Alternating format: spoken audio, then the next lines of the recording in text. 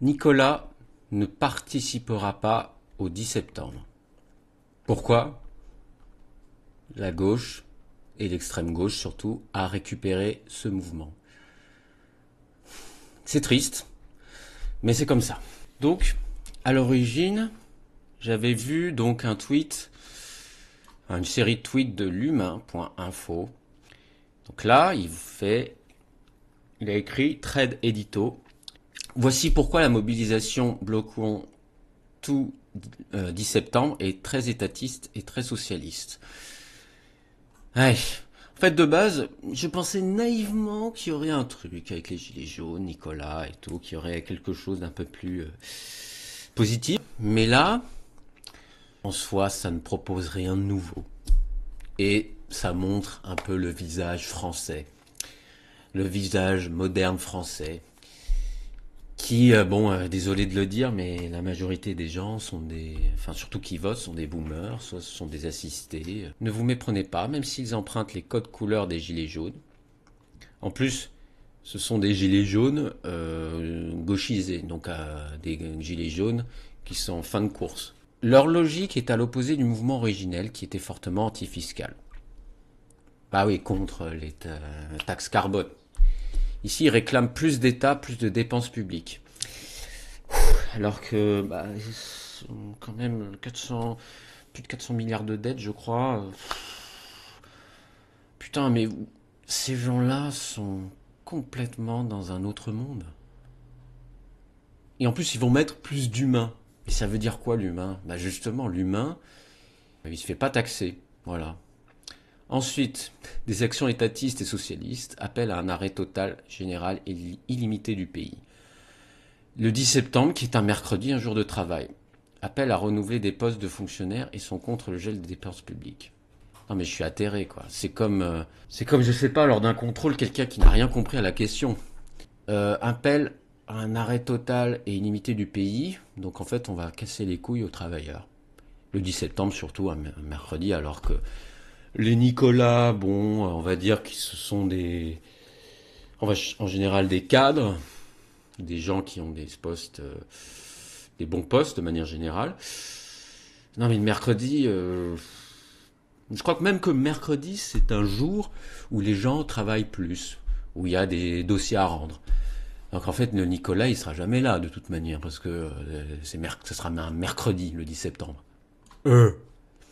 Les actions ciblent surtout les grandes agglomérations, bastions traditionnels d'un lectorat souvent citadin, acquis aux idées étatistes et socialistes. Bah oui, depuis longtemps, les grands travaux publics, en général, c'est dans les villes. Donc c'est pas la cible est trop logique. Appel à blocage des dépôts pétroliers. Putain, Total Energy, encore une fois. Centre Amazon. Oh là là, mais c'est pas la bonne cible. Le problème, c'est l'État. C'est pas les grandes entreprises comme ça. Enfin bon. Des slogans étatistes et socialistes. En finir avec la casse sociale de Macron et de Bayrou. Bon bah, casse sociale. Macron a augmenté les cotisations sociales, la dépense publique. C'est pas du tout Macron et Bayrou, ce sont pas des néolibéraux, ce sont des socialistes démocrates, des capitalistes inclusifs, de parties prenantes, comme dirait Klaus Schwab. Refus de la casse des services publics et un réinvestissement massif dans les services publics. Justice sociale, assez de cadeaux aux riches. Surtout que les riches se cassent. Les Nicolas commencent à se casser. Donc, franchement, il n'y a rien à. Enfin, ces gens sont cons. Voilà. On dirait qu'ils sont toujours dans les années 70 ou 80. Il faut changer au bout d'un moment. C'est adaptation ou la mort. Système de santé accessible à tous et tous, sans franchise injuste. Ah oui, bah super, le système de santé qui se casse la poire, avec des remboursements plus que limités, où je suis remboursé à moitié de mes soins dentaires, super. Il faudrait peut-être des mutuelles et des complémentaires santé plus efficaces. Revalorisation des retraites, minima sociaux et salaires indexés sur la vie réelle. Mais putain, mais qu'est-ce que c'est que ça? Mais c'est quoi ça? indexé sur la vie réelle, revalorisation des retraites, c'est les retraites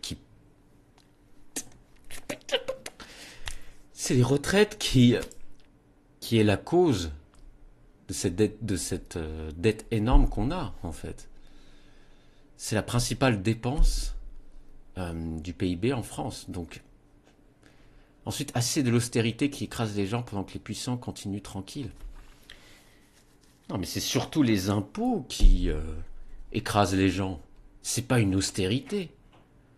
La crise économique n'est pas leur affaire. Nous ne voulons pas gérer leur crise, nous voulons changer de cap. Ils rejettent toute logique budgétaire qu'ils qualifient de comptable et inhumaine.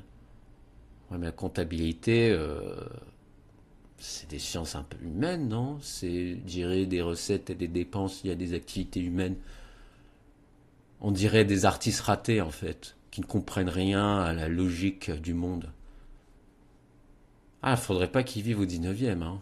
Tout en refusant de se confronter à la réalité économique. Bah oui, voilà. Ils disent que ce sont les mêmes qui payent, il y a du vrai, mais ils confondent ceux qu'ils appellent ceux d'en haut, dans leur logique, les riches et les hauts responsables de l'État. C'est tout un. Confusion qui révèle un logiciel simpliste. Bah oui, on n'est pas aidé. Et là, j'écris un texte. Un texte qui pourrait expliquer pourquoi à chaque fois la gauche récupère ça et ce qu'on pourrait faire comme outil, comme action, qui soit culturel et non gréviste. Parce que pour moi, vous savez, il y a des vidéos où on voit des femmes déguisées en féministes, en mode we can do it, qui font des chorégraphies ridicules, qui essaient de faire des coups de coude ou des coups de genoux. Franchement, super bonne ou super lec, donc à bien se tenir. Franchement, c'est de la merde, c'est pas possible. C'est ridicule. Donc là, on va lire le texte que j'ai créé. Donc pourquoi la gauche domine historiquement les mouvements populaires au détriment de la droite? Donc un imaginaire politique construit sur la lutte sociale. Depuis le 19e siècle, la gauche, socialiste communiste, puis social-démocrate, centre-gauche, un peu centre-droite, s'est structurée autour de la lutte des classes. Oui, mais la lutte des classes, oui, mais d'accord, il y a des classes maintenant, mais le capitalisme a permis énormément de transfuges, d'adaptation, et surtout, le 21e siècle, on est pour l'instant dans un interrègne, et il y a énormément d'innovation. Donc arrêtez d'être dans des schémas stériles de boomers qui bandent mou. Voilà. Le syndicalisme, les grèves, les manifestations, les occupations, les blocages sont les formes d'action codées à gauche, ancrées dans une culture politique de confrontation à l'État capitaliste. Oui, maintenant l'État n'est plus capitaliste, il est collectiviste. C'est Gorbatchev qui disait que la France était le seul État où le communisme avait gagné. Voilà. A l'inverse, la droite historique s'est souvent pensée comme garante de l'ordre, du respect des règles et de l'état de droit, donc moins portée à l'action contestataire collective. Il faudrait créer en fait des actions qui ne puissent pas, foutre la merde aux travailleurs, qui puissent être quelque chose comme dans la pub, qu'on crée des idées qui puissent être ancrées dans l'imaginaire collectif. Mais le problème, c'est que la culture militante est institutionnalisée. Même dans la pub, elle est plus ou moins ancrée. Donc là, la gauche dispose historiquement de réseaux très structurés, syndicats, CGT, FO Sud. La CFDT ou la CFTC, c'est moins à gauche. Donc voilà, faut pas mettre tout sur le même palier, mais CGT, c'est quand même... c'est le syndicat, mais on va dire, pour rire, c'est le syndicat du crime. Voilà. Parti PS, PCF, LFI, association Attaque LDH. Ces structures ont l'habitude de mobiliser, de diffuser des mots d'ordre, de monter des manifs, de relayer des messages. La droite en est largement dépourvue, sauf sur des thématiques très spécifiques, manif pour tous, sécurité. Oui, disons que c'est très limité, mais bon. Après, on va voir, c'est dominant dans les médias, en fait, ce récit est dominant dans les médias et la culture. Donc le monde médiatique, universitaire et culturel est largement marqué à gauche. Ça crée une validation implicite de revendications sociales de gauche. Justice, égalité, droit. Non mais déjà, on a des devoirs, et ensuite on a des droits.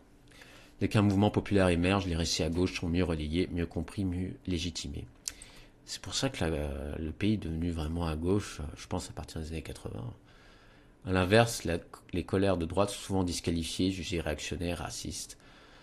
Déjà, il faudrait que, enfin, c'est souvent plus conservateur que réactionnaire. Réactionnaire, c'est vraiment un retour en arrière. Il vaudrait mieux, je pense, être archéofuturiste, comme dirait Guillaume Fay. Mais bon, le problème, c'est que culturellement, on n'a pas accès à ce genre de livre.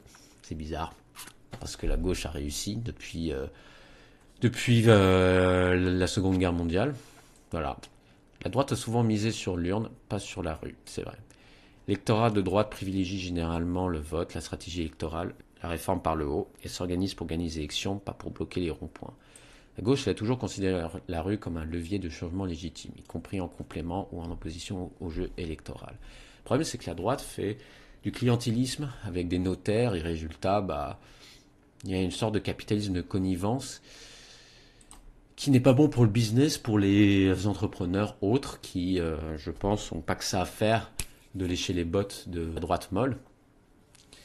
Donc bon. Et surtout, la gauche a toujours ce fantasme de révolution française, où je vous rappelle que la prise de la Bastille, il y avait 3 pelés et un tondu, et ils ont libéré un pédo.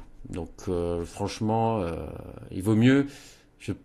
Franchement, le 14 juillet, de base, c'est aussi pour fêter la naissance, enfin, la fête de la nation, où il y avait Louis XVI avec les peuples, etc., où il y avait un semblant de cohésion qui n'a malheureusement pas duré, parce que Louis XVI, le pauvre. Que pourrait faire le mouvement des Nicolas pour marquer un grand coup? Donc là, on a imaginé, enfin moi j'ai imaginé un truc avec ChatGPT. Hypothèse de départ, ils veulent agir sans coup d'État, sans violence, ni bascule dans l'illégalité complète, mais en sortant du simple même ou de la plainte numérique. Plus ou moins faire comme Gandhi, quoi, qui a essayé de faire autre chose. Donc opération porte fermée au centre des impôts ou au CAF, regroupement synchronisé devant le centre des impôts ou bâtiment public pour dénoncer la pression fiscale et la redistribution perçue comme injuste. Pancarte choc, slogan visuel, ici on vous prend votre jeunesse, Nicolas Boss, d'autres encaissent. C'est pas prendre, oui, c'est vrai, pas prendre la rue complètement, mais être plus spécifique, en fait. Dépôt massif de demandes de remboursement, procédure juridique, envoi coordonné de demandes de remboursement de CSG injustifiées, de contentions fiscaux, même symboliques, pour engorger l'administration et créer un signal politique. Après, ChatGPT, ça me paraît un peu, difficile. Mais il faut que ça soit coordonné. Le problème, c'est que les Nicolas je ne sais pas s'ils peuvent être coordonnés pour une simple action comme ça. C'est très difficile. Ensuite, désinscription symbolique, appel public à se désinscrire d'aides non utilisées pour montrer qu'ils ne vivent pas de subventions, des abonnements, des APL, refus du pass culture. Nicolas ne touche rien, il finance tout. Chiffre choc, imprimé et diffusé, utiliser les graphiques produits, super brut prélèvement pour créer des stickers, affiches ou campagnes numériques virales. Stratégie de communication puissante. Nicolas ne produit plus pour le système. Montage de super brut simulator. Bon, c'est l'idée de ChatGPT. Créer un site ou une application qui simule le vrai coût du travail et la fiscalité invisible. Permet à chacun de visualiser l'écart entre son coût pour l'employeur et ce qu'il touche réellement. Témoignage vidéo anonyme de Nicolas, des jeunes actifs qui détaillent tout ce qu'ils financent, tout ce qui ne touche pas. Pas de pleurnicherie, juste des faits. Après, est-ce que c'est bon pour persuader les gens? Je ne sais pas. La dernière partie, et s'il voulait faire trembler le système, sans coup d'État ni violence, exode économique stratégique, appel à l'immigration fiscale vers l'étranger. C'est le choix le plus simple. Après, les gens disent, ouais, vous êtes des traîtres. Ouais, mais pour moi, il vaut mieux partir plutôt que assister à une faillite de la France d'ici quelques années. Donc, ces gens qui disent ça, à vos gueules. Donc, laissez Nicolas partir ou payer le mieux. Création d'une plateforme souveraine. Regroupement autour d'un outil fiscal communautaire, la République de Nicolas numérique. Charte, manifeste, engagement. Le mouvement des Nicolas peut frapper fort s'il se dote d'un plan d'action coordonné, lisible, symbolique et chiffré. Il ne doit ni copier la gauche, ni tomber dans le nihilisme et incarner une nouvelle ligne. L'exode productif, l'antifiscalité morale, la défense des contributeurs nets. Leurs forces, ce sont les seuls à pouvoir dire « nous finançons tout, mais nous ne décidons rien ». S'ils traduisent ce déséquilibre en actes mesurés mais médiatisables, ils peuvent devenir étincelles de nouveaux rapports à l'État. Bon, on verra. Il faut surtout faire autre chose que la gauche, les sociodémocrates et surtout les gauchistes et les communistes. Voilà. Bah, écoutez, c'est tout pour moi.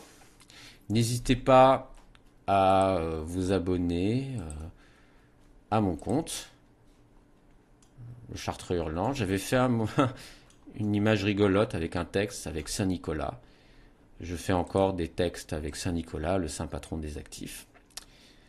N'hésitez pas à vous abonner à ma chaîne YouTube, à aimer cette vidéo, à enclencher la cloche de notification.